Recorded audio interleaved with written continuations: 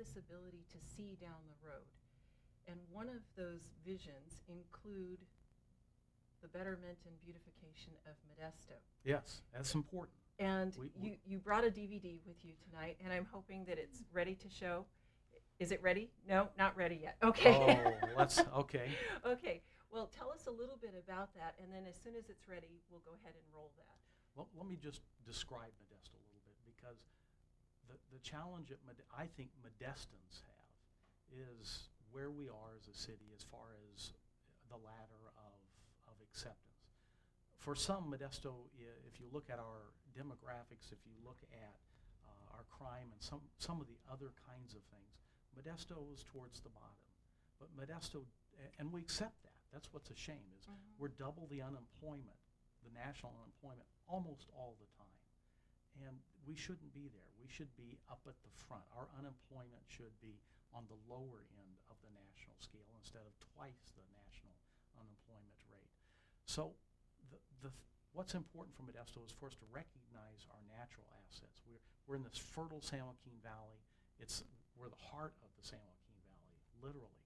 And we have the assets of this tremendous asset of agriculture that needs to be preserved. But at the same time, we have to blend a process that invites other businesses here if we expect our children to be able to remain in our city when it comes time to job hunt. So I was thinking about several things, and one of them had to do with, if you look at our canal system, it crisscrosses Modesto. In the winter time, they're drained, and people throw their shopping carts and car parts and things in them. I thought, that's not acceptable. Why have we, for 80 or however many years the canals have been, why have we allowed it to look like that? Why don't we expand out of it? What gave me the idea, a friend of mine grew up next to a canal. He talked about before they put the concrete in, he used to fish and catch crappie and bass, and he'd go frog gigging and bring the frogs home, and birds would fly in, and the canals were literally a small living river. I got thinking about that, and then I got to thinking about San Antonio, Texas, where they've taken a flood canal and developed it, and it's called the Riverwalk. It's actually a major tourist attraction in San Antonio. So then I started thinking some more. I looked at the canals and looked at it, talked to some directors with MID, talked with the CEO of MID, proposed it, didn't get thrown out, and said, what would happen if we turn our canals, instead of letting them look the way they are, but turn them into linear parks? Now there's a challenge of paying for it. I'm not going to say that we can just do it overnight, but it's getting a vision and planning a plan, and as time evolves, executing that plan.